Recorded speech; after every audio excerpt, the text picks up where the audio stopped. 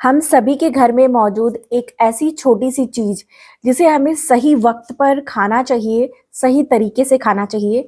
ये हमारी हार्ट को हेल्दी रखता है, हृदय संबंधित स्वास्थ्य के लिए बहुत फायदेमंद है।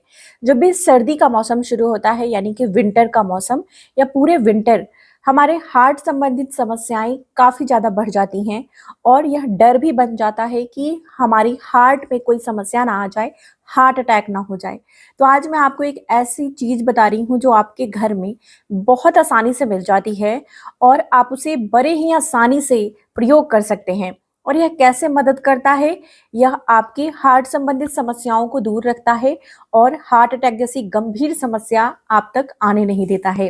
हेलो एवरीवन, मेरा नाम प्रीति देव है। मैं एक सर्टिफाइड न्यूट्रिशनिस्ट फूड टेक्नोलॉजिस्ट आप सभी के हेल्थ ट्रेनर हूँ। दोस्तों, गर्मी के मौसम में हमारी हार्ट जो है वो ज़्यादा जो प्रॉब्लम है नहीं देती हैं, यानी ब्लड प्रेशर ज़्यादा नहीं बढ़ता है। खासकर गर्मी के मौसम में हार्ट अटैक जैसी जो समस्याएं हैं, केसेस हैं, वो कम दर्ज की जाती हैं as compare to winter season, यानी कि सर्दी के मौसम के मुकाबले। सर्दी के मौसम में हार्ट अटैक की जो केसेस है बहुत ज़्यादा बढ़ जाती हैं। ऐसा क्यों होता है? ऐसा होने का सबसे पहला जो कारण हो जाता है वह हो जाता है कि हमारा खून का गाढ़ा होने लगना। जैसे ही हमारी खून गाढ़ा होती है तो ऑक्सीजन हमारे हार्ट तक कम पहुंचता है और जिससे हार्ट अटैक की समस्या ज्यादा बढ़ जाती है।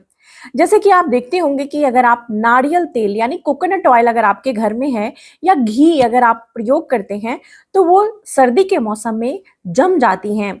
वहीं पर अगर गर्मी के मौसम में घी या तेल देखेंगे तो बड़े आसानी से वो फ्री फ्लो करती हैं और पूरा अच्छे से पतली रहती हैं। तो इसी प्रकार से हमारे शरीर में खून भी सर्दी के मौसम में ज्यादा गाढ़ा हो जाता है। अब हमें क्या करना चाहिए? खून को गर्म रखना है, शरीर को गर्म रखना है।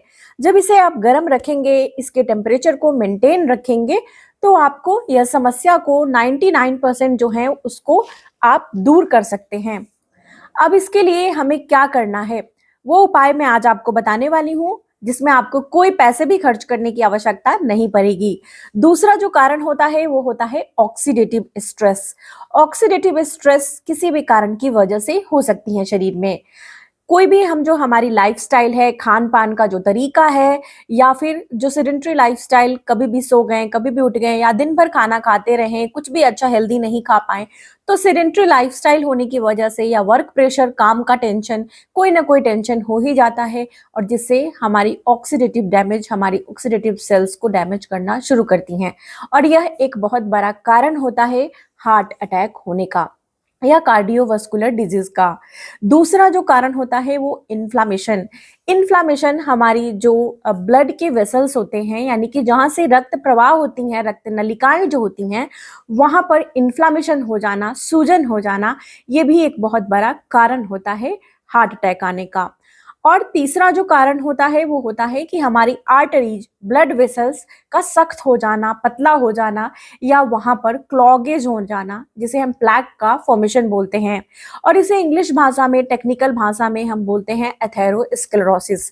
तो ये सारी समस्याएं जब एक साथ जुड़ जाती हैं, मिल जाती हैं, तो ये दिल के लिए, हार्ट के लिए काफी गंभीर रूप ले लेती हैं। वहीं पर अगर एलडीएल कोलेस्ट्रॉल, जो बैड कोलेस्ट्रॉल होता है, जिसे हम लो डेंसिटी लाइपोप्रोटीन बोलते हैं, ये भी अगर रक्त में यानी खून में ज्यादा बढ़ जाए तो भी ये हार्ट अटैक की समस्या को बढ़ा देता है। या कोलेस्ट्रॉल अगर आपने जांच कराई है, कोलेस्ट्रॉल ज्यादा दिखा रहा है, तो ये भी हार्ट संबंधित समस्याएं को बढ़ाने के लिए बहुत बड़ा कारण होता है। तो आज जो मैं आपको तरीका बता रही हूँ उसमें कोलेस्ट्रॉल, ट्राइग्लिसराइड, या साथ में खून का गाढ़ा होना, या फिर इन्फ्लामेशन हो जाना, या रक्तवाहिकाओं का जो है सख्त हो जाना, जाम हो जाना खून का, इस सारी ही चीजों पर यह काम करने वाला है। इसके साथ ही यह हमारे पाचन प्रक्रिया पे भी बहुत अच्छा काम करता है। पाचन अगर अच्छे से नहीं होती हैं तो भी यह हमारे शरीर में कई सारी परेशानियां उत्पन्न करती हैं, जिसमें से हमारा जो है रक्त को गाढ़ा होना भी उनमें से एक होता है।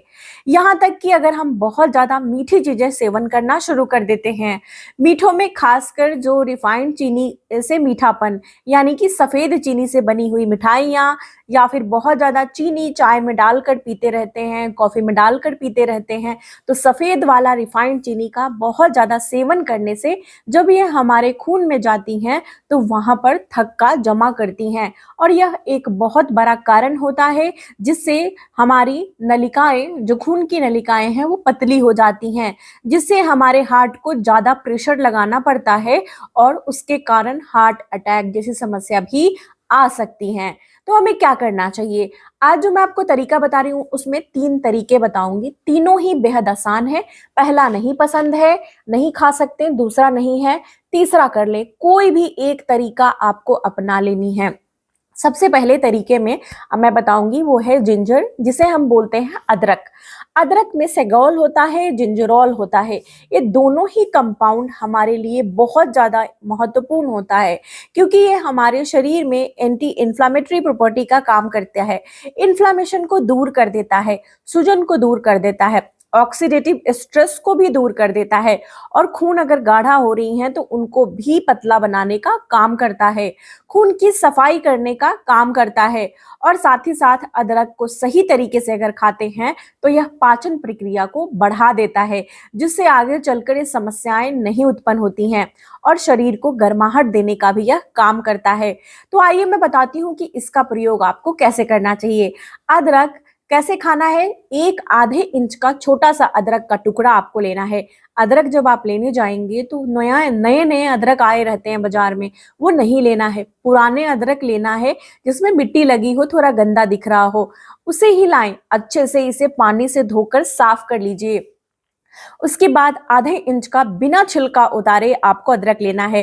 अगर आप छिलका को उतार के अदरक का प्रयोग करते हैं तो ये ज़्यादा फायदेमंद नहीं होता क्योंकि इसके छिलके के अंदर ही इंपॉर्टेंट जो एसेंशियल ऑयल होते हैं, जिसे हम जिंजरोल ऑयल बोलते हैं, और यह नष्ट हो जाता है। पानी से धोकर यह आप छिलके को उतारते हैं तो यह नष्ट हो जाता है, तो इसीलिए इसे इस प्रकार से छिलके नहीं उतारिए। इसी प्रकार से इसे आपको क्या करना है, जब आप खाना खा लेते हैं तो खाना खाने के बाद धीरे धीरे अपने मुंह के अंदर डालिए, चबा चबा कर खाना शुरू करिए। आप इसमें चाहे तो थोड़ा सा एक चुटकी काली मिर्च का पाउडर भी मिला सकते हैं, इससे इसकी बायो अवेलेबिलिटी बढ़ जाती है, यानी कि इसकी जो भी कंपाउंड है, बायो एक्टिव कंपाउंड जिंजरोल और सेगोल, जो हमारे लिए बहुत महत्वपूर्ण है, वो ज़्यादा काम करती हैं।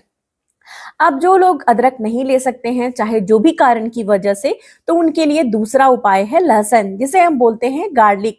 गार्लिक क्या करता है? हमारे शरीर को गर्माहट देता है और साथ ही ये भी एंटी इन्फ्लामेटरी प्रॉपर्टी होती है इसमें, और ये हमारे ऑक्सीडेटिव स्ट्रेस को दूर करता है, जिससे हमारे हार्ट हेल्दी हो जाते हैं और खून पतले होने शुरू होने लगते हैं। और यह कोलेस्ट्रॉल के लिए भी बहुत अच्छा है, बैड कोलेस्ट्रॉल को दूर करता है। अदरक और लहसुन अगर खाएंगे तो एचडीएल हमारे शरीर में बननी शुरू हो जाती हैं और एलडीएल घटनी शुरू हो जाती हैं, यानी कि बैड कोलेस्ट्रॉल घटनी शुरू हो जाती हैं। ट्राइग्लिसराइड को शरीर से यह बाहर निकाल देता है, इसीलिए यह बहुत महत्वपूर्ण होता है। अब गार्लिक यानी कि लहसुन का प्रयोग कैसे करना चाहिए? लहसुन का प्रयोग आपको क्या करना है कि 1 या 2 छोटा कली लहसुन का लीजिए, इसे छिलके उतार कर खाली पेट आपको इसे खाना है, लेकिन इसे ऐसे ही नहीं खाना। लहसुन को कूच कर थोड़ी देर 5 मिनट से 10 मिनट छोड़ना बहुत आवश्यक होता है। जब इसे आप कूट कर या फिर कद्दूकस करके आप बाहर छोड़ते हैं तो इसमें जब हवा लगती है तो लहसुन जो होता है, यानी कि जो गार्लिक होता है, उसमें जो बायो एक्टिव कंपाउंड होते हैं वो एक्टिव हो जाते हैं, और जब बायो एक्टिव कंपाउंड एक्टिव होते हैं तभी जाकर यह काम करते हैं। अगर आप बिना इसे कूटे बाहर छोड़े अगर आप इसे सेवन करते हैं तो ये ज़्यादा असर नहीं दिखाती है।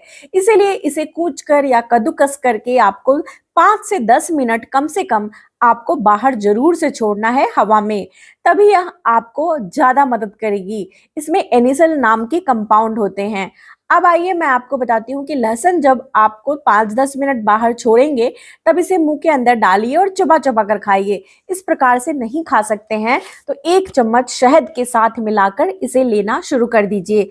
इससे आपको काफ़ी फ़र्क पड़ेगा और उसके बाद 1 गिलास गुनगुना पानी अवश्य ही पीजिए।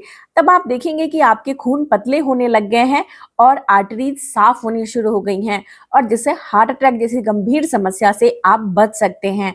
तीसरा उपाय में अगर आप लहसुन और अदरक दोनों नहीं ले सकते हैं, कई लोग इसे नहीं ले सकते हैं, चाहे जो भी कारण हो, तो आपके लिए क्या महत्वपूर्ण है, वो है अशोक की छाल।